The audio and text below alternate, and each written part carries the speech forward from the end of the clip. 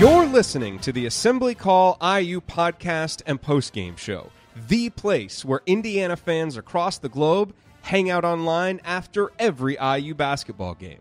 Join us for our live broadcasts on Thursday nights and immediately following every IU game at our website, assemblycall.com. That's assemblycall.com. The IU Ohio State postgame show is coming right up. Before we get to that, though, I want to spend just a minute or two talking about Comfort Option because these guys are awesome. I'm going to tell you a new reason why they're awesome here in just a minute. But surely if you've been listening to this show, you've heard us talk about Comfort Option. They are the mattress company out of Indianapolis, third-generation IU grads, IU fans, and they're really revolutionizing the way that mattresses are sold and constructed and delivered.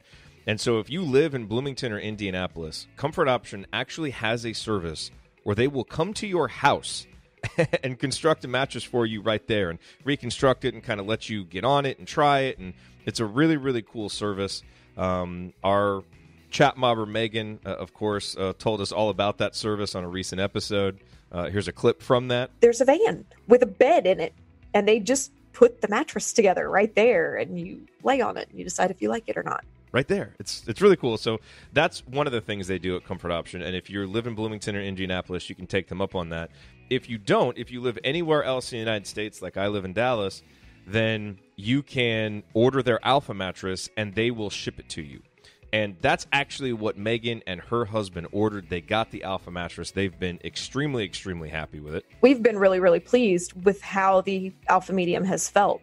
I am physically sleeping better. And part of the reason for that is the new mattress has actually helped reduce her husband's snoring, which is a really big impact of it. So if you're in the market for a mattress right now, you should definitely check out comfortoption.com. And I know that not everybody is in the market, right at this very moment, but keep them in mind, comfortoption.com, for the next time that you do need a mattress, because in addition to the in-home mattress service and the ability to order that Alpha mattress and have it delivered anywhere, they have a 30-90 satisfaction guarantee on all of those products. They want to make sure that you are happy, and they will do what it takes to make you happy, or they will give you your money back. And let me tell you something else about these guys that is absolutely awesome. So if you're on our email list, you saw that we're doing our postseason donation drive. We do a preseason donation drive, a postseason donation drive. It helps us cover our costs and kind of get, this donation drive gets us through the offseason. Our goal is $8,000. We just started yesterday. We've already made over $4,000 because you guys, our audience, just incredibly generous. Well, Nathan, who I've been working with over at Comfort Option, he emailed me and said, hey, how can we help out with this? We want to help. And so what they are doing is there's a promo code assembly that you can use at Comfort Option. And normally when you use that promo code, you get a certain amount off of your mattress, $50, and then we actually get an affiliate fee when you buy that mattress. Well, they are upping that. So right now, if you use the promo code assembly, you will get $100 off, and $100 will go to the Assembly Call. So if you are thinking about, wanting to support the Assembly Call, and you saw our donation drive, but you're actually in the market for a new mattress, take advantage of this deal because you use the promo code assembly. You can get your new mattress for $100 off, and they will give us $100, which will go straight to support the Assembly Call. So that's the kind of folks that they are. They saw the email. He reached out to me, wanted to do that, and so I'm obviously very excited to tell you. So bottom line, go to comfortoption.com or get set up the in-home mattress service or order your Alpha mattress. Use the promo code assembly at checkout, and you will get $100 off your mattress, and $100 will go to us at the Assembly Call. All right, thanks for listening to that. And now let's go on. Here is the IU Ohio State postgame show.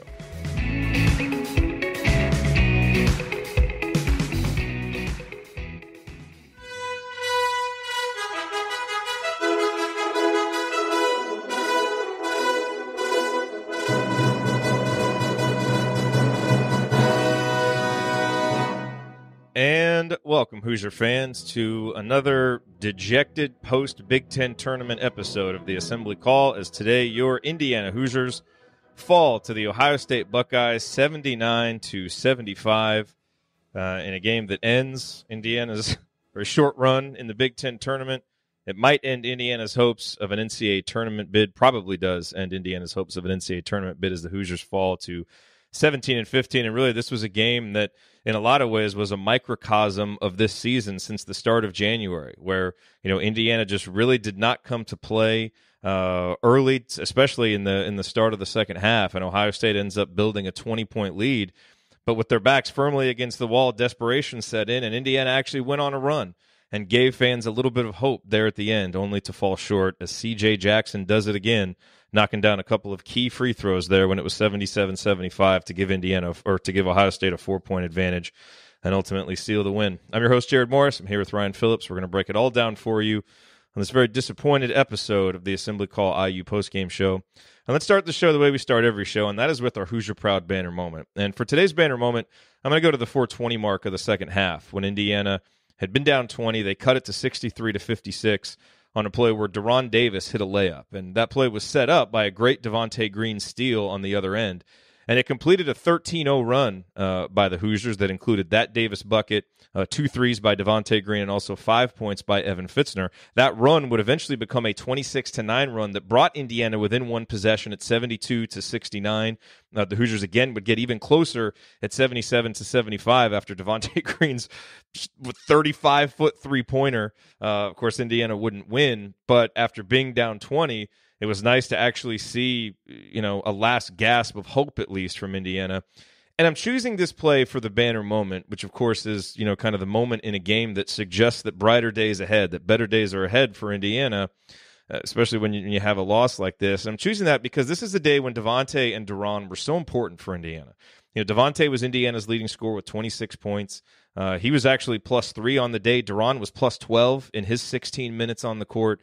And as those two guys have been all season long, they've been so important to this team. And as we look toward next year, the senior year for both of those guys, they're going to have to be leaders. And the importance of that and the importance of having tough, experienced, older players was on full display today. Because as we're going to get into in the show, I think that's why Ohio State won this game.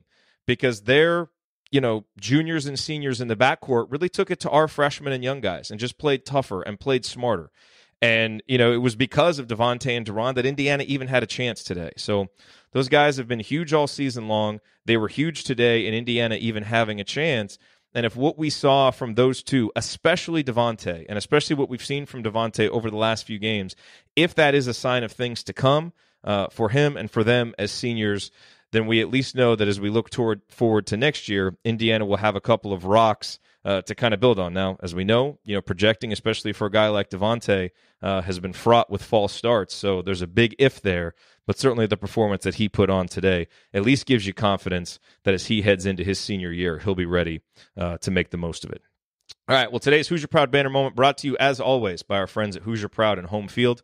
At homefieldapparel.com, you will find the comfiest and most unique licensed IU apparel that is available anywhere. And at HoosierProud.com, you'll find great State of Indiana-themed apparel while sending 10% of your purchase to causes around Indiana, like the Hoosier Veterans Assistance Foundation. Both brands were started by an IU grad, and all Hoosier Proud and Home Field apparel is designed and printed out of Indianapolis. And with the Big Ten tournament in full swing, unfortunately not including Indiana anymore, and the NCAA tournament looming, be sure to check out all of Home Field's officially licensed IU designs. And they've recently added several fantastic new items, and this is pretty exciting. They now have a Tri-Blend Bison t-shirt. So we've told you about the hoodie, which has been so great for the winter. Now you can get the t-shirt so that you can wear your comfortable tri-blend material with the awesome vintage IU Bison logo year-round, in the words of Chat Mobber Megan. It's a big freaking deal. It is. And in addition to the Bison tee, there is also a hoodie version of the Script Indiana design and a sweatshirt version of the vintage logo sneakers design. There's a van with a bed in it. That was Get a brother, get some coupons. Yes, you can get coupons. Use the promo code ACBig10 during the Big Ten tournament to get 20% off your order on either site. That's an extra 5% over the normal promo code. That's promo code ACBig10 at HoosierProud.com and HomeFieldApparel.com. All right, well, it's time to move the ball, find the open man, and get some opening thoughts from the rest of our team. That is Ryan Phillips. Ryan, your opening rant on yet another disappointing Indiana performance in the Big Ten tournament. Well, first I want to say I'm just glad we'll never have to see C.J. Jackson or Keyshawn Woods Good again. Lord. Those guys No just kidding. hit daggers on Indiana and always have. And I mean, Woods only this year, but C.J. Jackson's just been a dagger hitter for Ohio State against Indiana for years, and he had a couple big timely threes today. He hit 3 of them, and I thought all of them changed momentum. But for Indiana, I mean, this is just, it's interesting because the first 25 minutes reminded me of January and February, and the last 15 minutes ish, 13 ish minutes reminded me of the last, 2 weeks. And it just is staggering to me. And I know you guys get on me about start times and all that stuff. 11:30 start time, I expected it to be sloppy. I expected it to be ugly. And it was for both teams. I know. Did you not just hear me say it was both ways? And what I was going to say is Ohio State weathered it better than Indiana did. Okay. They relied on their veterans. They relied on Woods and Jackson, and Caleb Wesson got going because of that. And Indiana did not have their veterans step up or their star players step up. And when you're fighting something like that, it's an unusual start time, it's early, you're maybe not as loose as you normally are, guys have to step up, and somebody has to step up. Juwan Morgan didn't step up. Romeo Langford didn't step up. You just didn't. Even Rob Finnessy didn't play particularly well. And these are guys you've been relying on. And you need, when you're in an awkward situation like that, an uncomfortable situation, it's just like playing on the road or something like that. You need the guys you rely on to overcome that and weather that better. And Ohio State did, and Indiana didn't. You're right. It happens to both teams. But you expect those games to be sloppy. You expect them to be, to maybe not shoot well, to maybe not have your release point dialed in because you didn't warm up as long or whatever. But it's who deals with that better. And typically it favors the underdog in a lot of situations, which is why I thought Indiana really had a shot against Michigan State if they had gotten there tomorrow, because they're going to play early again. And the underdog typically handles that better because there's fewer expectations on them. That didn't happen today. I don't know this was pretty much a pick'em game, I thought.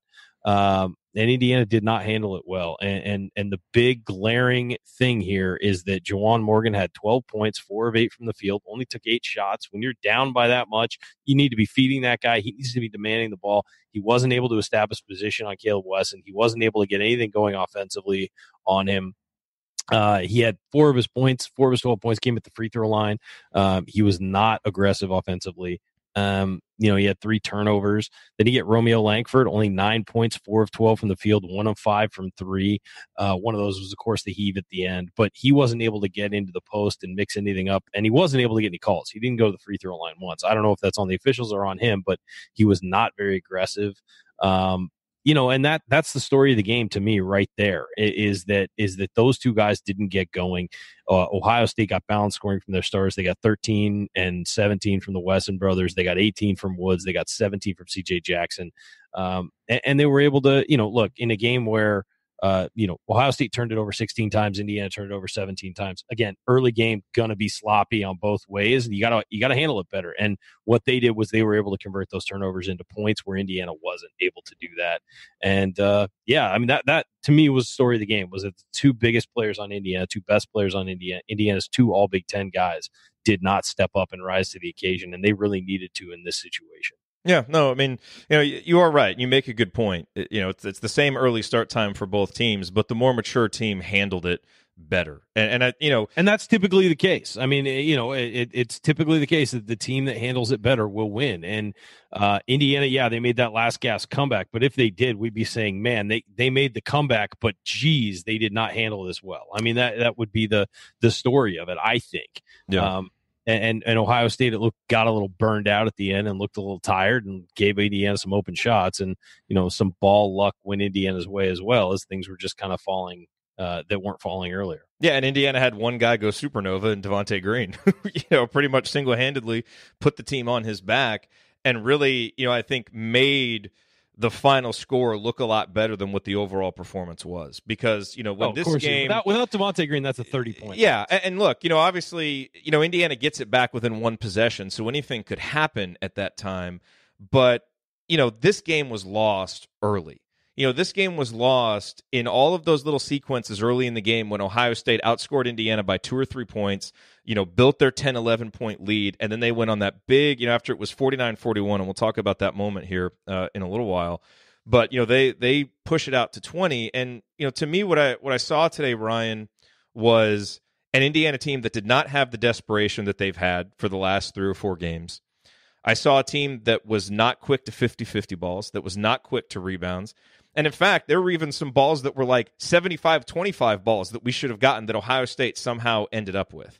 And this was a game, I thought, you hear the adage, you need to get old and stay old in college basketball. And I thought that this was a game that Ohio State won because they're older and more mature than Indiana. Because their guards, C.J. Jackson, Keyshawn Woods, Andre Wesson, played a much more mature game, all juniors and seniors, than our guys. Rob Phinisee was a non-factor. I talked about on Banner Morning today how it seemed unfathomable for Rob Phinisee to be a non-factor after how he's played. He was a non-factor. Justin Smith, a total non-factor. And Romeo Langford, had that little burst at the end, but really just wasn't able to get going offensively. And so credit to Ohio State, credit to them for having a better game plan. And we'll get into the coaching because I think Archie Miller was out-coached today. I thought Chris Holtmann, he understands how to beat this Indiana team and did it again. But I really think you saw the impact of physical and emotional maturity, especially in backcourt guys today. And I tip my cap to the Ohio State players because they came ready to win a basketball game. And outside of Devonte Green, and I'll give some props to Al Durham too, who I thought played with a lot of toughness and tried. But when you rely on freshmen, sometimes you get these performances from freshmen, and that's what happened to Indiana today, at least in the case of Rob and Romeo.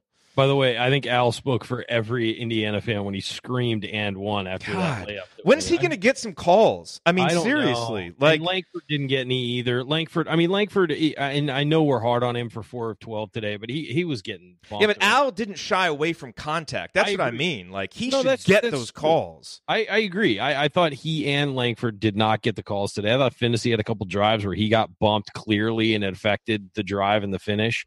I thought Deron Davis was getting hammered all day. I thought Juwan Morgan was. Now, they were letting a lot of contact go both ways. They were. From the start of the game, they were. From the start of the game. Let's not jump on that. But, when a guy has a clear lane to a layup and he's driving in and you bump him or slap him or whatever, that's a clear foul call. And I thought the balance of those went against Indiana. Now, there was a lot of rebound contact. There was a lot of perimeter contact, all that stuff that they allowed to go all day both ways.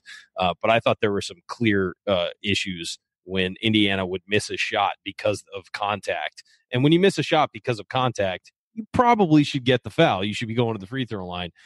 That should really be the baseline. I get it if there's contact, two guys jumping up in the air or whatever. But when you miss the shot because of it, or it, you barely make the shot as that Al drive was because there's so much contact, you got to get that call. Again, doesn't change the outcome of the game. I'm just saying it's another, pelt on the wall for horrible Big Ten officiating. And I just thought it was a rough game for everybody involved in that sense.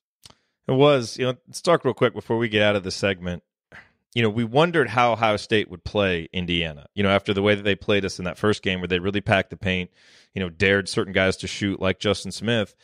And they played very similarly in the first half. And I thought our problem in the first half is we just played right into their hands. Half of our field goal attempts in the first half were three-pointers. We were 4 of 15, I believe. And Devonte was 3 of 4. No, he was 3 of 5. And only one of those was really a shot that I questioned. But, Juwan was over. Yeah, it was too quick. Yeah, Juwan was 0 for 2. One of them, he's just like fading off balance at the top of the key. And look, I get it. You want to take some of those because some of them were open shots. But we also just settled. We didn't force the issue. And this was another game. When Indiana was losing games in January and February, we would allow defenses to force us into the shots they wanted us to take. And again, allow the opponent to dictate what you're going to do. Yeah, and it comes back to the maturity of the game. They executed their game plan much better. And we didn't have any counters really in the first half to try and do anything else. And we certainly didn't have any early in the second half when the game, was really lost, I thought.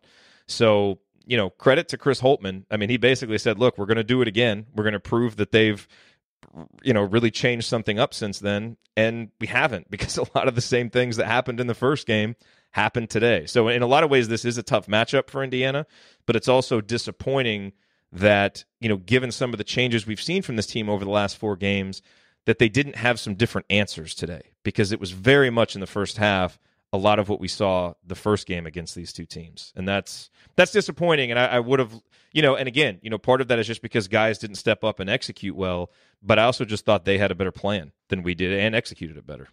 Yeah, I agree. I think that they came in basically daring Indiana to shoot. And if you look at the numbers, that was the right way to do it. And without Devonte Green, Indiana was 3 of 17 from three, which is those are the exact kind of numbers they were shooting in that losing streak. And you take out those, at one point they had more turnovers than field goals. They had, and so basically, they shot 43% from the field today. And again, 8 of 10 were 3-pointers by Devonte Green that went in, a couple of which were just ridiculous because you said he went supernova. And so you're looking at a shooting percentage without Devonte Green that's in the low 30s, maybe even. Let's just stop using the phrase without Devonte Green, because it's terrifying to try and think about this it game really without is. Devonte Green. It's a 30-point loss.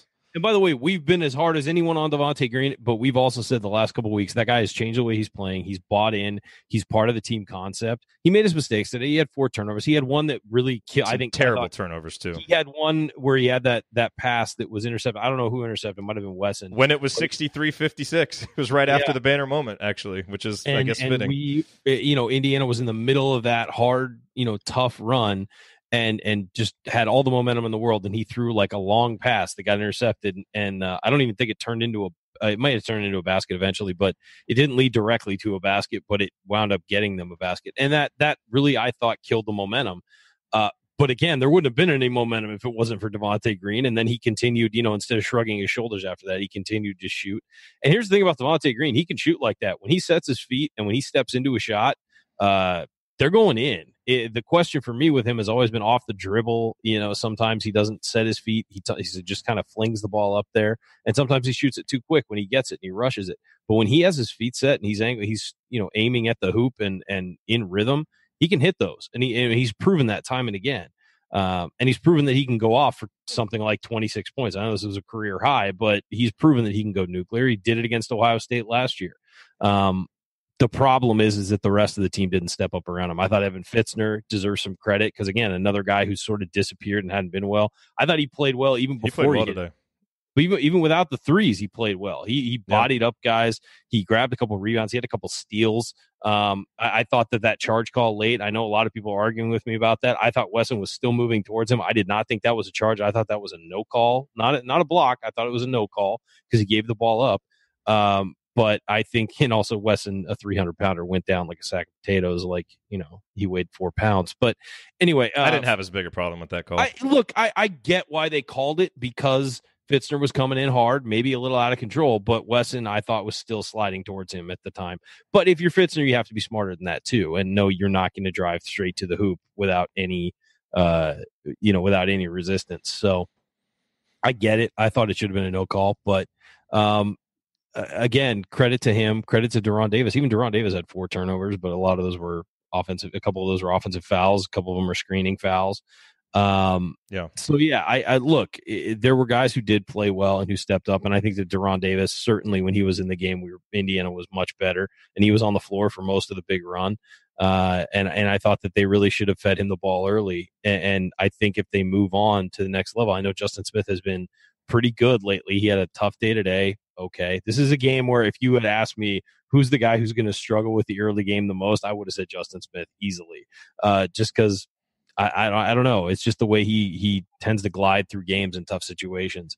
But I would say that if this team's going to the NIT, which I assume is going to happen, I'd start Jerod Davis and I would feed him early. And because Juwan Morgan hasn't really been getting established in the post on a regular basis. He did on senior night the other night, but he hasn't really been doing that over the last couple of weeks. And I would kind of think that Jerod Davis having his back to the basket is Indiana's best offense right now.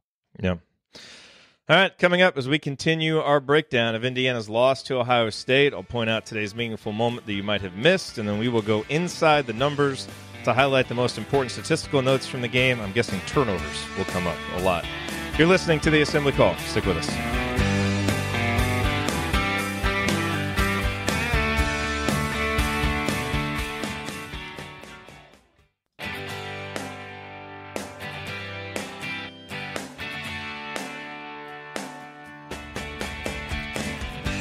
You're listening to the Assembly Call IU Postgame Show. I'm Jerod Morris. I'm here with Ryan Phillips, and we are picking up the pieces from Yet another Big Ten tournament loss for Indiana, a soul-crushing Big Ten tournament loss, as if there are any other kinds of Big Ten tournament losses for this program. Or Big Ten tournament games. Yeah, just frankly. Appearances. God. By the way, I'm done with you feeling good about the Big Ten tournament.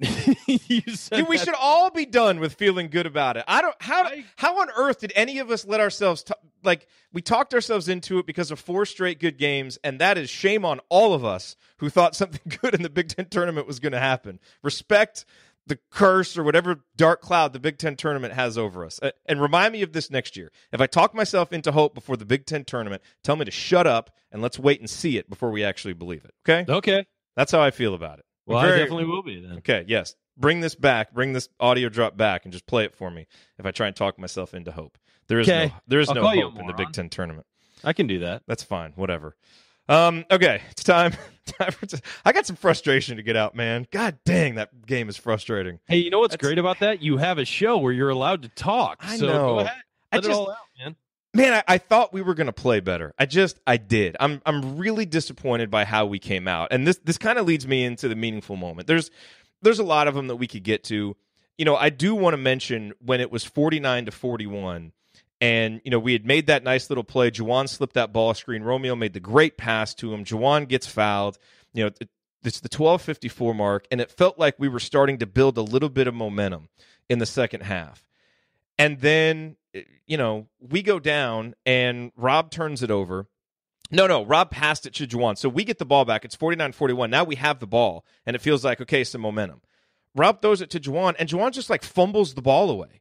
Yeah. I mean, it was a terrible turnover. It turns into a layup for Ohio State the other way, 51-41. We don't get a long rebound on the next possession. Wesson ends up scoring 53-41. I wrote in my notes ball game because I felt like that was the ball game because it felt like if we're going to make a run, we need to make it right now. They ended up going on a 14-2 run after that play to get it to 63-43. Now, we all know what happened. Indiana made a big run back. But my God, when you have to come back from 20 points, everything has to go perfectly. A couple things didn't, and we lose the game. And I'll tell you, Ryan, I think a lot of people will remember that moment. The moment that really sticks out to me that I thought was really indicative of why Indiana lost this game, very first possession of the second half. You haven't played well. You're down 7. Really nice strip by Juwan on Wesson. There's a loose ball on the ground that is just rolling up the middle of the lane. And there is no one in the picture for Ohio State. Al Durham is right there. And he just jumped over the ball. He just whiffed on getting the loose ball. Ohio State ends up tying it up. It's a jump ball. Ohio State ends up scoring on that play. And I just thought that set the tone for the first 8 minutes of the half. It was a continuation of the first half where every loose ball, they got it. We didn't. We have a chance to help ourselves out. And, I mean, there wasn't even anybody there. And that was just part of this is when there was a tough play to be made for the first 28 minutes of the game, Ohio State was the team that was making them. And we just dug ourselves too much of a hole. So it's great that Indiana came back. I'm glad that we had that last gasp of excitement. But it's those plays that lost Indiana this game. Because over a 40-minute game, you're going to make some shots, they're going to make some shots, all that stuff between two evenly matched teams. Loose balls, hustle plays, toughness plays, that's what's going to determine it. And Ohio State was just more mature, played harder, played tougher than Indiana did today. And that's why there's really no surprise why they won the game. Yeah, I wouldn't be surprised if Ohio State beats Michigan State tomorrow either if they play like this, just from an aggressiveness standpoint and things like that. And Michigan State, again, play that early game. It tends to favor the underdog to play in a sloppy rock fight like that. And let's be real about Ohio State. Ohio State didn't play well for the first 5 minutes either. Neither team did. It was ugly. They made a couple more shots, but it was an ugly, ugly fight for the first, I'd say 10 minutes, really. And then Ohio State got a couple points, before the half and was able to extend that to 7 before the half. But they didn't play particularly well. I agree with you on the game plan. They had the right game plan defensively, force IU to shoot the ball, and IU was more than happy to oblige, which is the real problem, I think, with that. But at the same time, Ohio State didn't play particularly well. And then they had that run where they really got it going in the second half to extend it to about 20. That was really the only time I was thinking, Ohio State looks like a really good team right now. The rest of the game, I just thought Ohio State was doing what Indiana was. They just had a couple of threes go down. And that was really what extended it and got Weston. And they got some extra possessions. They did. And the turnovers from Indiana were giving them opportunities. But I didn't think Ohio State necessarily played that great. It wasn't like Indiana had something to overcome. I just thought that except for themselves. I just think Ohio State didn't play as badly as Indiana did. But then you get that late run, and what's so disappointing is this has ended as a 20-point loss. You throw your arms up in the air and say, wow, there it is again.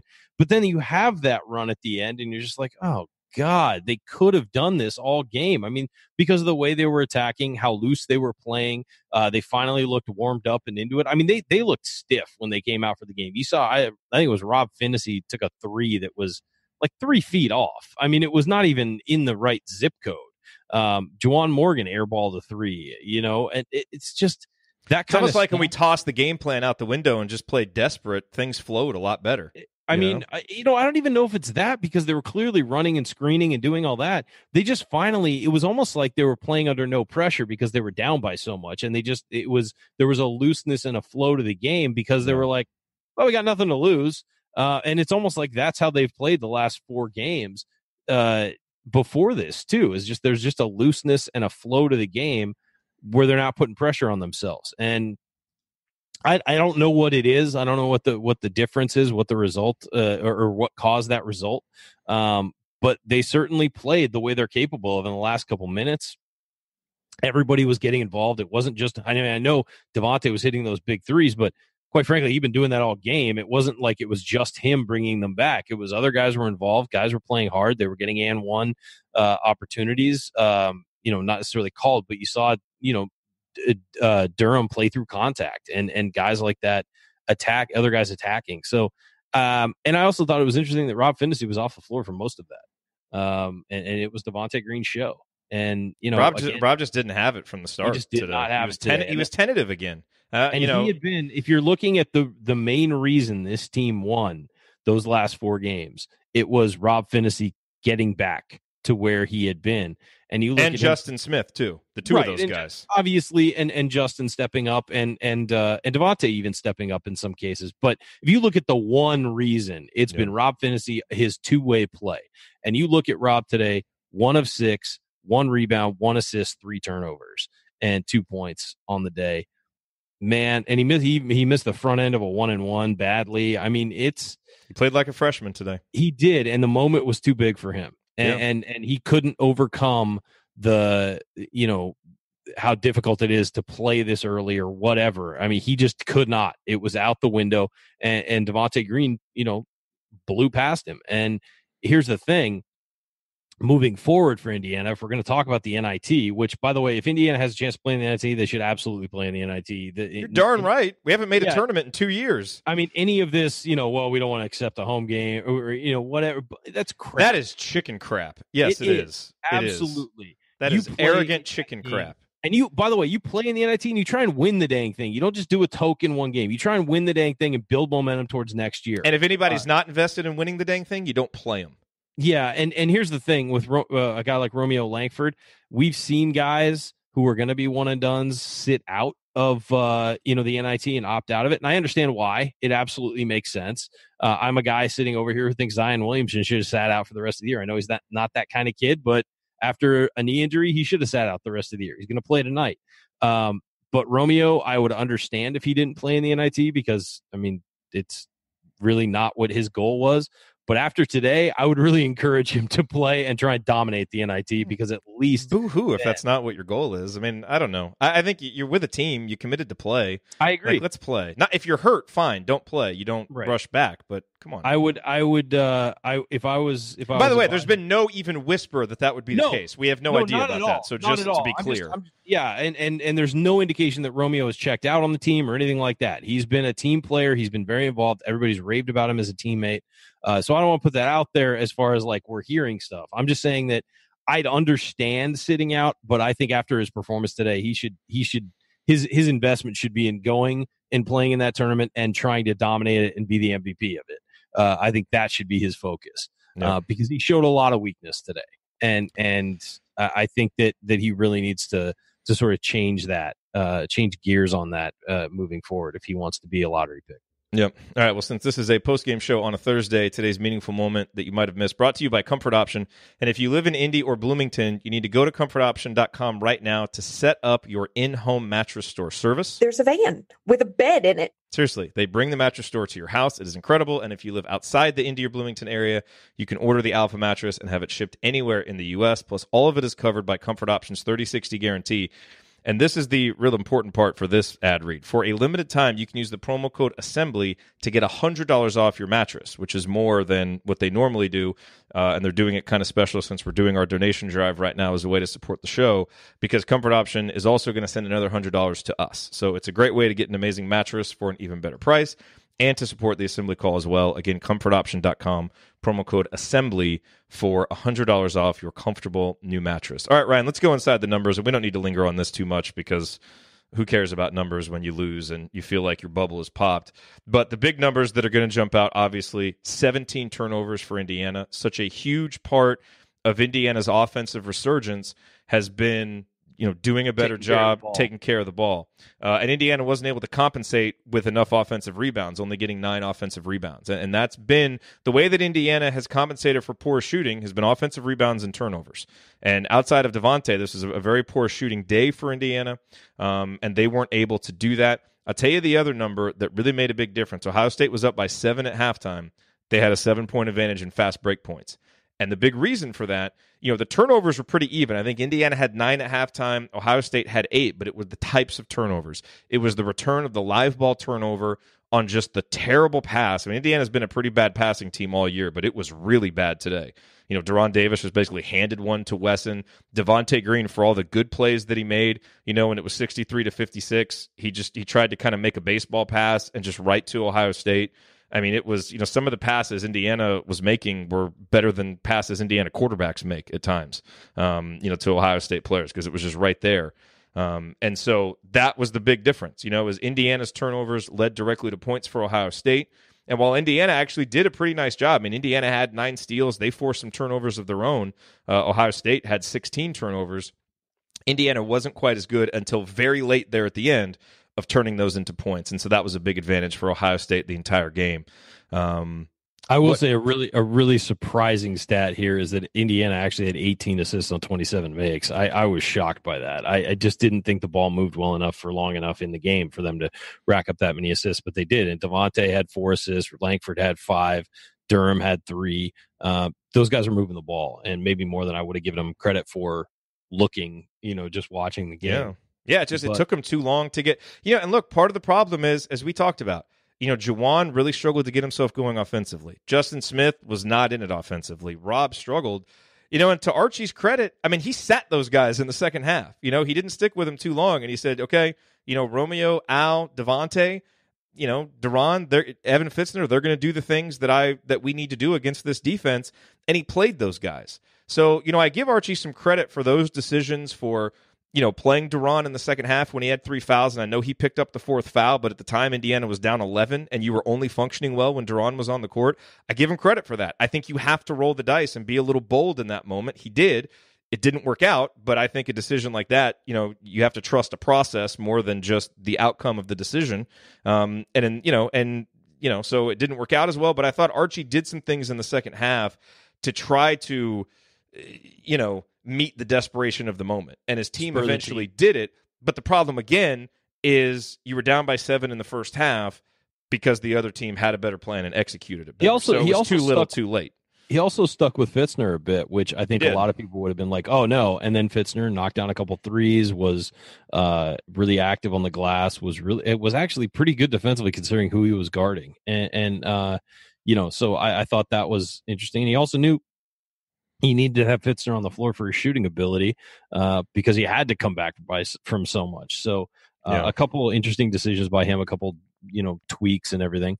I mean, look, if this team just comes out and plays better on the floor, and I guarantee you Archie isn't sitting there when they're launching 3-pointers in the first half and thinking, yeah, okay, this is fine. I mean, he knows what they do well and what they don't. And, when your starting lineup goes 1 of 14 from 3, that's not And the one, by the way, was Romeo in the opening. It was the opening basket of the game for IU. They went. Well, I mean, your team's coming over every 4 minutes to talk, so maybe like tell them not to do it. Like it's fine that he doesn't think that they're good shots, but at some point, like you got to change in the first half. Well, you can tell them as much as you want if they're not going to listen. I mean, that's one thing. Okay, but he still gets held accountable for that. You're right. No, I'm not. Okay, I'm not abdicating responsibility on him. I'm just saying I guarantee you he's not sitting over there thinking, yeah, things are going well. Yeah, no. And people, because I've seen some people being like, hey, what adjustments does Archie Miller make? Well, he tried some things. I don't think anybody was they were just falling into the trap that Ohio State was setting for them in the first half, certainly. One thing I did think was really interesting is that the bench outscored the starters tonight or today. And Devonte Green scored 26 while the starters scored 32. We have 4 freshmen and sophomores starting, and this was a game for juniors and seniors. That's the thing. You had to play like a junior and a senior tonight to be in this game. And unfortunately, Juwan Morgan, our one senior for most of the game, didn't really play that way. No. This was not a vintage performance from him. That's not at all. The problem. And Indiana needed it and didn't get it. So yeah. Okay, let's move on. Let's go to segment 3. All right, coming up on the assembly call, we continue our breakdown of Indiana's loss to Ohio State. I suppose we'll probably break down some more individual performances. We'll probably look big picture too, and maybe we'll just talk more about how much we hate the Big Ten tournament, because screw the Big Ten tournament. That's next on the assembly call. Stick with us.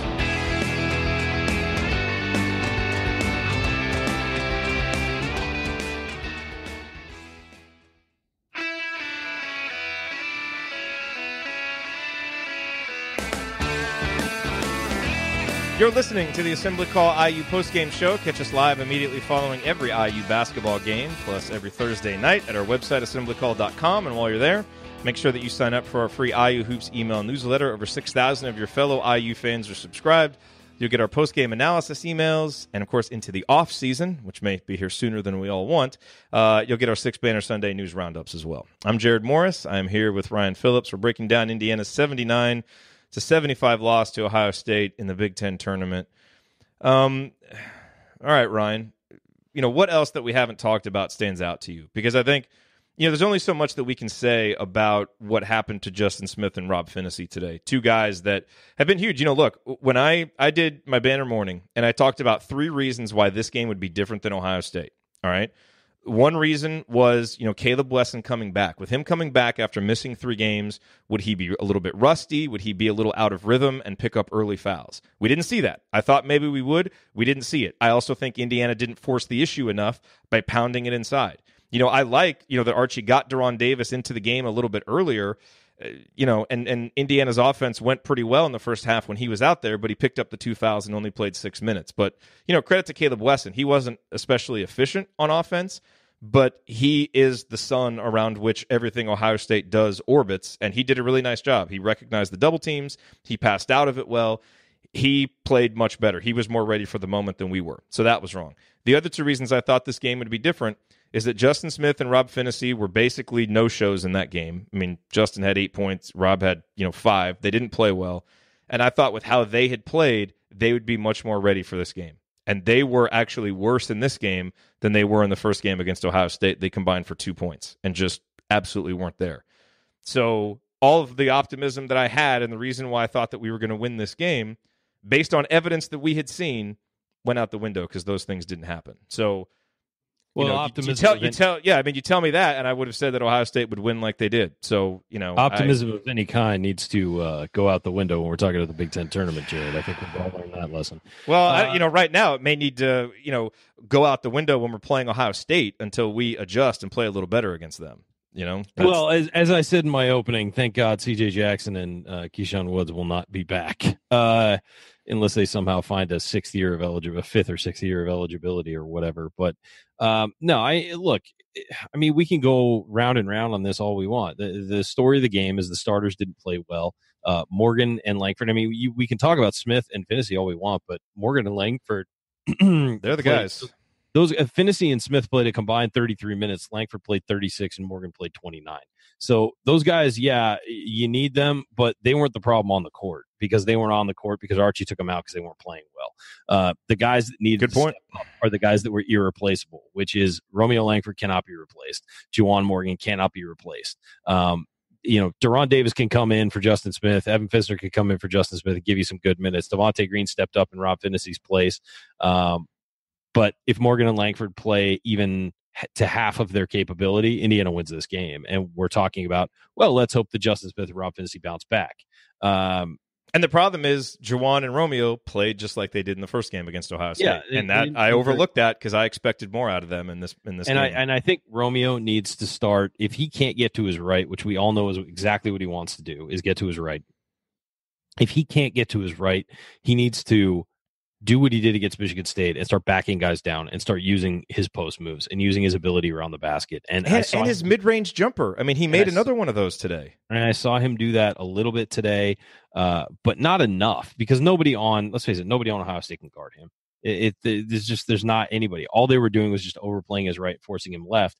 And when they do that, he would pass. He's a team player. He realizes, hey, this isn't my best situation. Let me move the ball along and I'll reload and find another spot to pick my spot. But he needs to take some ownership, especially when the team is struggling like it did in the first half. He and Morgan both needed to take over and they didn't. And they abdicated that responsibility. And we've touched on that all year, that's been an issue, that when this team goes bad, you need your leaders to step up and make plays. And they haven't, and they didn't. And when they lost the 12 out of 13, they needed that from those guys. Every game, they needed that from those guys and weren't getting it. The numbers in the end might look nice in some of those games, but if you actually watch the game flow, those guys didn't step up when the team needed to staunch momentum. And it happened again today when Ohio State went on its big run. Those guys didn't do anything and didn't do anything to stop it. And that's a problem. And it needs to be something that changes. I realize Langford's a freshman. He's never going to be perfect. That's just the nature of being a freshman, even when you're a star. So few of these guys are, a complete player yet. And Romeo certainly isn't. He's a great player, and I've loved watching him at Indiana. But he's just not. That's one area of his game that he needs to step up is feel the momentum of the game, feel where the game is, and say, okay, no matter what happens here, I'm either getting fouled or the ball's going in the hoop. One of two things will happen. Yeah. And basically being like, point to a spot on the floor and dare them to defend you. I'm getting there. I'm going to put the ball up and you're going to foul me or I'm going to score. Morgan needs to be able to do that too on the post. He needs to be able to catch the ball on the post and say, this ball's going in or I'm going to the free throw line. And that's the way you staunch momentum, is attacking, making the other team foul you or putting the ball in the hoop. One of two ways. And sometimes you combine them both for a 3-point play. That's how you stop a team's momentum. And then you go back and you defend on the other end. And the one area I could complain about a little with Devonte Green is that he didn't close out to CJ Jackson fast enough a few times today and got burned. And yeah, I feel like things are going so badly in the paint that he was trying to overcompensate, and you cannot leave a shooter like that, especially a guy who, even if he's not a great shooter, has killed Indiana. He just kills Indiana every time. Yep. So again, I just think that we can talk about Smith and Finnessy as much as we want. And look, moving forward, they need Smith and Finnessy to play well. There's no question about that. But today I'm looking at Langford, I'm looking at Morgan, and I'm looking at their stat lines and thinking, where were they when the team? That's fair. And one thing I've wondered is why Romeo doesn't take a few more of those mid-range twos. Like, I know it's not a good shot for a lot of guys, but it seems to be a shot he can get. And I just pulled up at Synergy, between 17 feet and the 3-point line, he averages 1 point per possession on those shots. He's in the 90th percentile. And you saw him take that shot, from near the top of the key today. He can get that shot. We saw it against Maryland. We saw it against Penn State. We saw it tonight. That's, as you kind of look in hindsight, I kind of wish that he looked for that shot a little bit more, because at least for him, with the way teams are playing him, if they're going to overplay him going right, do that little crossover dribble to the left and get that shot. I feel like he could get that more often than he was taking it. Man, God, just such a disappointing loss for the Hoosiers. So let me ask you this. Opportunity. I tweeted that. It's just a huge missed opportunity, because Ohio State did not play particularly well. They had stretches where they played well, but that first half, the game was there for the taking, and Ohio State got off to just as slow a start as Indiana. You watch that, they got a couple more shots to fall, but in general, they were off too. And you expect that with the start time. Both teams were just off, and eventually Ohio State rounded into form faster and started making some shots, and then in the second half, they had that big run that buried Indiana. So let me ask you a question here, and then we'll go on to the next segment. as you move forward from this, because now what's happened with these last few games, and especially this one, and again, we're not heading into the offseason yet. We don't know what will happen. Indiana could somehow miraculously get in the NCAA tournament. They can make the NIT. There will be more games, almost surely.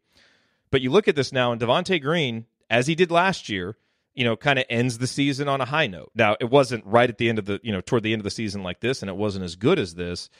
But, one of the big questions in the offseason is going to be, what do you expect from him? And I think when you see games like today and what he's done the last few games, it does give you hope that as a senior, he's ready to kind of be mature and take a leadership role, because that's what he did today.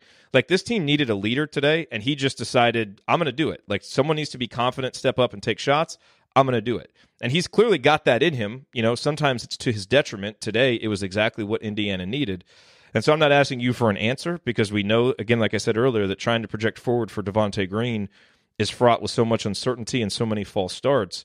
But if you're looking for something to be hopeful about moving forward from this game, the importance of seniors and upperclassmen, and seeing him do this today gives you some hope that maybe the light switch has come on for real. Maybe. I'm not saying I'm predicting it, but I am saying that it's going to be a pretty popular topic of offseason conversation. I can already tell. Well, look, Devonte has to be a leader. He and Duran. He does. And by the way, he and Duran are going to be the seniors, and Duran needs to,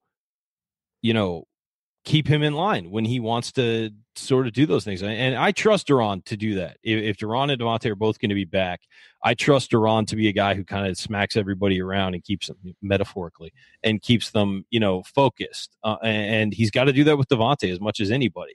And he's got to keep him in line. And that's going to be their responsibility as a duo, and is to be, is to be the guys who set the tone for everybody else, and not get down on guys, but build them up, and keep them in check, but build them up when they can. And so obviously seeing Devonte sort of step up over the last 4 games, and then today as well, really does bode well. But the thing is, though, he can't get too high about it. He's got to realize how much work he still has left to do. Yeah. Roger in the chat says, quit saying Ohio State didn't play well. That's just who they are. They aren't good. They just wanted it more. And yeah, to a degree, Roger's right. Right. I don't think Ohio State's a great team. I just don't think they played well. They turned it over. They didn't shoot great in the first half. They actually could have been up more, because they missed some open opportunities. But his last point, that's the point that we've been trying to make. They wanted it more. They were tougher. And they played better. They rounded into form faster. They were more mature. Yeah. And they had a better game plan to fall back on, even though they weren't playing it. Yeah. I'm not saying Ohio State's should be a 5 seed in the NCAA tournament or anything. I'm just saying that they didn't play particularly well in the beginning, and IU didn't play particularly well, and then Ohio State got up to speed faster. But this game was there for the taking in the first half, because Ohio State did not get going. When Ohio State gets rolling and is hitting shots and Wesson's dominating, they're not a bad team. I mean, they're a pretty good team. They're an NCAA tournament team, and they probably got into the NCAA tournament by winning today. Of course, it'll depend how they play against Michigan State, and then how some other bubble teams fit. But they probably earn their way into the NCAA tournament. Because now the committee, especially with recency bias in play, will look at those 3 games they lost where they were basically non-competitive in 2 of them, and say, okay, Wesson wasn't here. Look at the impact he made today. Exactly. And that's the chance Indiana had if they would have won today. I thought today was definitely an elimination game. I thought that the losing team was out. I know some people are saying, well, Indiana could still get in. I don't think that's happening. I don't think I just said that like 2 minutes ago, but I didn't mean it for real, because I don't think we will. I mean, I'm seeing people tweet about it, like Indiana's not out.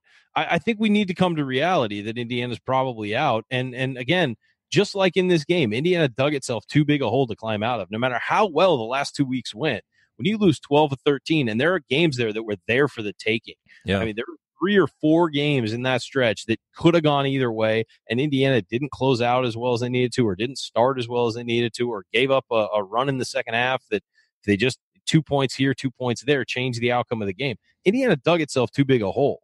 And if they don't get in, I realize they had a lot of great wins and they played really well, and they're a different team right now. I mean, today didn't show that, but they're a different team right now than they were during that losing streak. We all know that.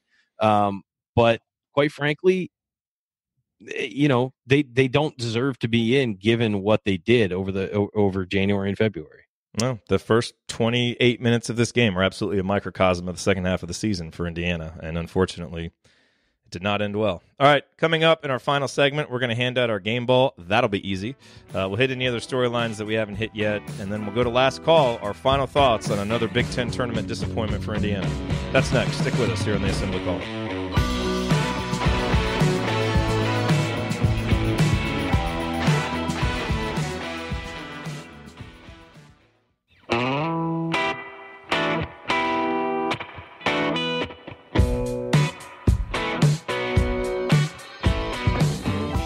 You're listening to the Assembly Call IU postgame show. I'm Jerod Morris here with Ryan Phillips, wrapping up our breakdown of Indiana's loss to Ohio State, 79-75. It ends Indiana's stay in Chicago in the Big Ten tournament, probably ends Indiana's chances of making the NCAA tournament.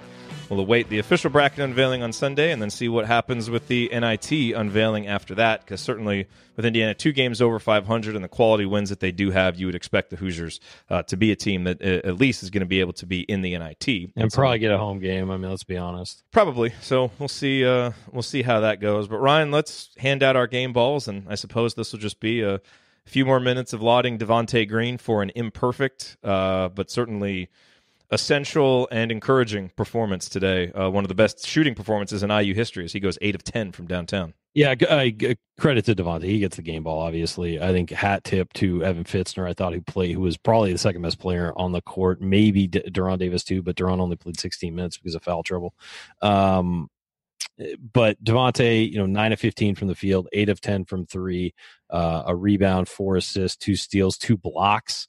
He did have the 4 turnovers, and a couple of those are pretty bad, but 8 of 10 from 3 wipes away your turnovers. I'm sorry. And, at the end of the game, he was just unconscious. He was lining up from 30 feet and knocking him in. I mean, and he had 4 assists. I mean, he was creating too. He wasn't just making shots. Certainly. So. And he finished at the rim at one point too.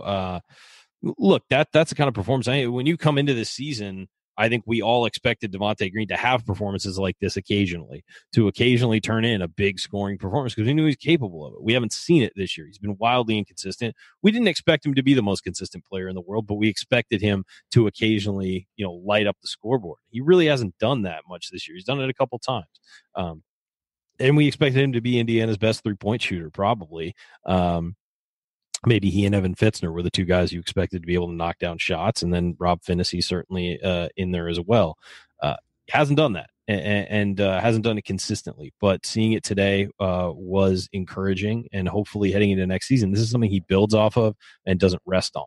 I think that's really a distinction that needs to be made, is that that he builds off of this performance as opposed to just thinking, oh, I got it all figured out now. So Devonte for next season, a performance like this excites you because you put him in the mix with Finney and hopefully Jerome Hunter and some of the other guys that are going to be in the backcourt, Armand Franklin, certainly, Al Durham. You put them all together, and if you can get one of those guys to go off every, other game or so, you're going to be in a really good spot as a team, because I think there's a lot of solid players in that mix who can do some things for you. Breaking news here, looking on Twitter, Rick Bozich tweeted that Romeo Langford said that if Indiana goes to the NIT, he will play, which absolutely doesn't surprise me at all. Look, I don't know. We talked about this a lot. I get so tired of the people talking about, when Romeo has a bad performance or plays bad for a few minutes, that he's cleaning out his locker and all this stuff. Like, look, folks, freshmen are going to be inconsistent. We forget about that with him because he's a 5-star, superstar type player that has been good, in so many games. And I think, have properly criticized him in this game for not, doing some of the things offensively that he needed to do. But if you're checked out of the game, you don't have 6 rebounds and 5 assists and, play tough defense. I mean, so I get so tired of that narrative. And so I don't say that Rick Bozich tweeted that like it's a surprise by any means. I have felt like he has been invested in this team from day one. And everybody who's around this team says that. Yes. So, losses come up and people start spouting off this nonsense, and it ticks me off. And I'm getting text messages because parents of recruits that Indiana hopes will choose Indiana on Friday are tweeting out, negative things about fan reactions and saying some of the meanest things that they've ever seen said to players, which is, again, I hate that we always have to come on here and say this, and probably the people that we're talking to aren't the ones that need to hear it. But people pay attention to that stuff. They do. If you're going to be on social media, do it. Media doesn't matter. Ugh. Yeah, do it respectfully. Critique the play, not the person, not the player. But anyway, I digress. I don't want to get into any more of that stuff. I obviously concur. Game ball to Devonte Green. This isn't even a close game without him. Honorable mention to Jerron Davis and to Evan Fitzner. And I'm also going to give honorable mention to Al Durham. And I don't know if we talked about him quite enough today, because I thought, again, in a game where toughness and a willingness to take contact was so important, I thought Al did that. He was the one guy, or one of the guys, that was really willing to go in there and get hammered. And he's going to get calls at some point. And he does a good job of selling contact, but he's not getting those calls. I almost wonder with Al if the way that he kind of flails, if officials feel like he's trying to sell contact too much, and if he doesn't get the benefit of the doubt for that. I've wondered that. But hopefully as an upperclassman, that changes. The problem with Al's game today, Ryan, is he wasn't able to make his open shots. He is a guy that you want taking open threes. Yeah. He got good looks, missed all 3 of them. But to his credit, he didn't let that get him down. Some games, he has gone into a shell and just not been aggressive offensively. He didn't do that today. And he drove hard to the basket, made all 3 of the free throws that he got, also had 3 boards and 3 assists. So I thought Al, brought it and played some pretty tough defense today. So if I'm going to hand out some, an honorable mention game ball, just because we've said everything there is to say about Devonte, I liked what I saw from Al. And I think that's the kind of game he needs to bring as he becomes an upperclassman now. Is take the open shots when they're there, but drive. It's the best thing he does. He's so good at it. And as an upperclassman, both because of his own savvy and because of the respect that you tend to get when you get a little bit older in the league, he's going to start getting those calls. Because, my God, he got hammered to the ground, and he is a tough kid. I mean, the fact that he bounced really back, tough. Yeah. Awesome. But, yeah, I think that you certainly hit the nail on the head with Al. I think that he needs to certainly, attack more off the dribble. But he's a guy who, tonight he missed his open shots. Sometimes those fall, sometimes those don't. Those were all good looks. And again, some nights you just don't have it from 3, and Indiana didn't have it tonight other than Devonte Green. I think that's something that everybody needs to work on in the offseason and get better at, is making those open looks. Because if they do that, it's not only is it a different game, it's a different team in general. Yeah. And we saw, as we said, with the starters, they went 1 of 16 from 3 or 15 from 3 or something like that. And and the one was Romeo Langford's first one in the first quarter. So they went 0 of whatever after that. That's just not a sustainable model in modern basketball. It's 1 of 14. Quick math is not my strong suit, but 1 of 14. So 0 of 13 the rest of the game after Romeo Langford hit that first one. That's just not sustainable in modern basketball. No shooting. Outside of Devonte, shooting really did Indiana in today, because they got some looks, and at some point, with the way Ohio State was defending, you were going to have to make some of those, and Indiana didn't, and they weren't tough enough, driving to the basket as well. So it just wasn't enough for Indiana on this day. Well, I was really hoping that we could use this section to preview Indiana's upcoming opponent. Unfortunately, Indiana does not have an upcoming opponent right now. So we will just have itself. Yeah, exactly. Probably so this team will be fighting against the fan base and itself for the next game. Now we just wait, and we will wait and see. So Indiana will almost surely have more games this season, but we don't know when. But we'll, of course, be here for you on the postgame show when they do. But anyway, you're listening to the Assembly Call IU postgame show. Remember that because you're an Assembly Call listener, you get 20% off of your entire order at Hoosier Proud and HomefieldApparel.com. While the Big Ten tournament is going on. So use the promo code ACBig10 when you go there at homefieldapparel.com and at HoosierProud.com so that you can get all the officially licensed IU gear or our Assembly Call logo t-shirts if you want those as well. Again, 20% off. ACBig10 is the promo code. All right, Ryan, there's going to be much, much more to say, but I think you and I are both a little exasperated, a little exhausted, a little disappointed, all of those things, and I think we've pretty much said everything there is to say about this particular performance. Too much of it felt familiar from what we saw in January and through the middle part of February. So let's close up and move on. Let's go to last call. Your final thoughts on another Indiana loss? Yeah, it's just a missed opportunity for Indiana. I'm not sitting here throwing things at the wall. I think that we saw some of what got Indiana into the hole it was in earlier this year, and we saw some things that helped it dig out of that hole. The problem is we saw too much of the former, not enough of the latter. And I think this is a team that needs to regroup, because certainly they will play again this year. I think almost certainly, we can hold out hope for the NCAA tournament that the committee overlooks some pretty serious deficits and throws them in there. But the NIT is also another opportunity for the young guys in this team to play in some tournament style games, to get more experience, to practice full time, to continue to work their way back. Guys like Race Thompson, who only got 2 minutes today, it's an opportunity for him to get some more playing time. It's an opportunity for a senior like Evan Fitzner maybe to continue some positive play that he saw today and maybe wrap up his Indiana career on a high note. An opportunity to see Juwan Morgan play again and Romeo Langford play again. If you're a fan and you want to go do that, I mean, I urge you to do so. Those guys have given a lot to this program. They deserve fans to be there. Even if it is the NIT and it's a lesser tournament, hey, you know what? It's still games with those guys. And if Indiana can make a run in the NIT tournament, get to New York, get to the final, and win the dang thing, you want to talk about positive momentum? That's positive momentum for the next year. I know it's a lesser tournament, but it's positive momentum. And in some ways, doing that is probably better than losing in the first round of the NCAA tournament, because at least you can build on some stuff you did. And it gives these guys more games to play together, more games for the younger guys to develop chemistry, more games for a guy like Deron Davis to be on the court, get some more minutes under his belt for this year, more games for a guy like Devonte Green to sort of build on this performance today. This is important, and it's all part of rebuilding a program and getting it on the right footing. I know this is not the result we wanted this year. You look at the injuries, you look at what this team went through, and you look at the poor play. Forget the injuries and all that. You look at the poor play for the middle part of the season, and it's disappointing as heck. But you know what? This team is still Indiana. It's still the Hoosiers. It's still our team. We need to support it no matter what. You can pick out the things that were wrong about it, but these kids are Hoosiers, and they'll always be Hoosiers, just like you and me. And we need to support them and pick them up. And so if they get into the NIT, they get a home game. I think the fan base should look at it and say, hey, you know what? It's another chance to watch these guys play and show up and show out and show these guys, just like you did on senior night, how much you appreciate them. No doubt about it. To that point, Ryan, I know you have to leave, so hop off whenever you need to. To that point, I hope everybody got a chance to listen to the Kent Benson interview on the Hoosier Hysterics podcast. It was really good, as all of the interviews that those guys have done is. But, to the point that Ryan makes about the NIT, Kent talked about how, when he got to Indiana, the 73-74 season, and there's a lot about this story that won't be comparable. That team was 23-5. They were 12-2 in the conference, tied for first in the Big Ten. But at that time, conference champions made the NCAA tournament. Indiana did not go to the NCAA tournament that year. And they had the chance to go to the CCAT tournament, and they did not want to go.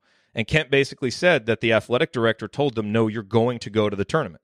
They didn't want to go. They were kind of, in a way, forced to go. But they said, you know what? If we're going to go, then we're going to go win the dang thing.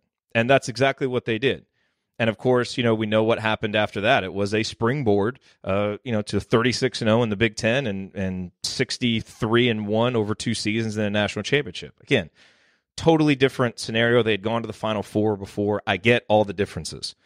But, what I'm saying is, just because you're disappointed that you don't get your first opportunity for a tournament, it's still playing a basketball tournament, and you still have a chance to go win, and you still have a chance to, etch something onto a banner or put a trophy in the case that can never be taken away. And as proud as we are of the Indiana basketball program and the tradition and the heritage, and as much as we believe that getting back to the NCAA tournament is what this program needs to be able to count on, and that needs to be the standard, and it does, and even an NIT championship is still overall at the end of the season, when you look back on it, going to be disappointed, because we know that this team had the potential to be more than that. It's still certainly better than the alternative, and it is something. And it is something that can build momentum for the rest of Archie Miller's tenure at Indiana, and for a lot of young guys who, need to learn how to win games like that, need to learn how in a tournament situation, when you're playing against older guys who are bigger and more physical, and when you're not at home, when you're on a neutral court, that it requires maybe a different level of focus and a different level of toughness. And today I think we saw a team that is still struggling to learn some of those lessons.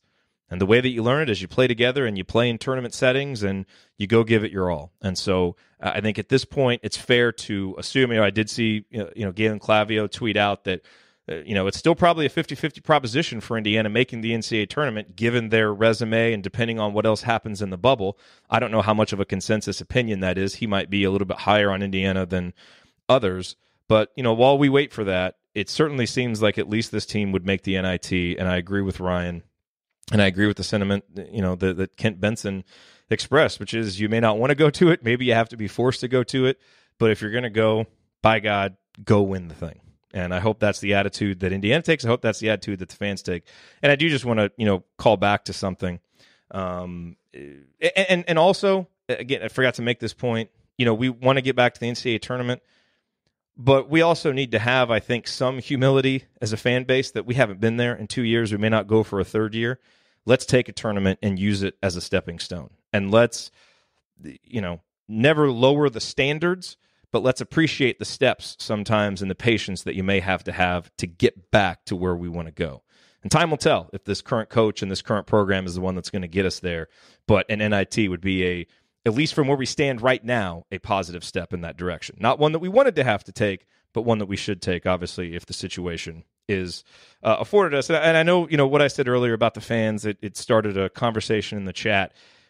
I don't mean to suggest that Indiana's fan base is unique in having issues like this, but Indiana's fan base is the one that I pay attention to and the one that I see.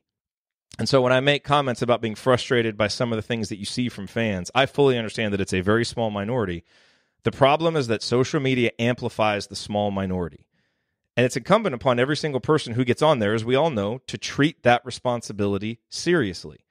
And I think to, try to tell each other when we see us, when we see each other stepping out of line on it. So, I certainly think that other fan bases have very much the same issues that Indiana's fan base does. I don't mean to imply that we're the only one. I certainly don't mean to imply that I never fall into the trap myself, because I say things sometimes that I want to take back too. But I think it's something where we can all look after each other and try to be better and try to set more positive examples for each other and how we conduct ourselves and how we talk about the team publicly, because people are paying attention. And it is always a good reminder to realize that fans have an impact, probably more now than in the past, with coloring the perception of what your program looks like to potential recruits and to others. And so let's take that responsibility seriously. Let's lead by example and try to be solutions to that problem. And I think most of the people listening to this show are, But anyway, so I don't want to get on too much about that, but just a frustrating day, a really frustrating day. This is disappointing. I really thought today was going to be different in the Big Ten tournament. I thought this team was rolling. I thought the team that we saw over the last 4 games was a team that we would see today. And I credit Ohio State for a lot of it. Again, I thought they came and just played tougher. I didn't think they played well, like Ryan said, but I thought they had a better game plan. I thought they executed it better, and they got to the 50-50 balls. And ultimately, this game ended up being close like a lot of people thought. It wasn't the journey people thought the game would take to get there by any means. But in games like this, those things are going to matter. They're going to make a difference. And at the end, they did make a difference because it was a 4-point game. And if you just have 2 of those bad passes back, it's different. If you get a couple of those loose balls, the game is different. It's a tough lesson to learn. I hope, especially the young guys who are going to be around for the future of Indiana basketball, I hope they learn that lesson from this game. You got to take care of those little things in a game like this when the margins are so small to win the game. And too often this season, Indiana didn't do it. And it took Indiana too long to play with the kind of desperation that they needed. And that's why this game was such a microcosm of the season in a lot of ways. But thank you all for being here, obviously. And as soon as we find out when Indiana will be playing again, we will talk about it and have a post-game show for whenever that is. And we'll still keep doing our regular content because the season is still on. The season is not over yet. So we will keep doing that as long as there are still games to be played. All right. That'll do it for us on this edition of the Assembly Call IU Postgame Show. If you want to see us do the show live and be part of the live chat, make sure that you subscribe to our YouTube channel, youtube.com/assemblycall. You can also subscribe to our podcast by searching for Assembly Call wherever you listen to podcasts. And don't forget to go to assemblycall.com or text IU to 66866 to join our free email newsletter. Thank you for listening. We'll be back to talk with you again at a minimum on Monday for Banner Monday. Until then, keep your elbows in and your eyes on the rim. And go Hoosiers.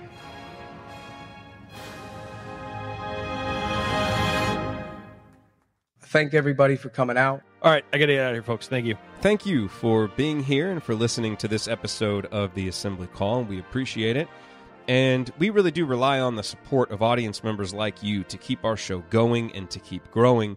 And so we have set up a page on our website at assemblycall.com/support that lists 5 ways that you can support the Assembly Call. And we encourage you to choose whichever method is the easiest and most convenient for you. One of the methods is donating, and so many of you have donated, and we appreciate it so much. On that page, you can choose a monthly recurring donation or an annual recurring donation or just a one-time donation, whatever works for you. And if you don't want to donate, another way to support the show is you can use our affiliate URLs, iutickets.shop or iustore.shop when you're going to shop for tickets or gear, and we will get paid a small commission when you use those links. But however you support the show, we appreciate it. Thank you.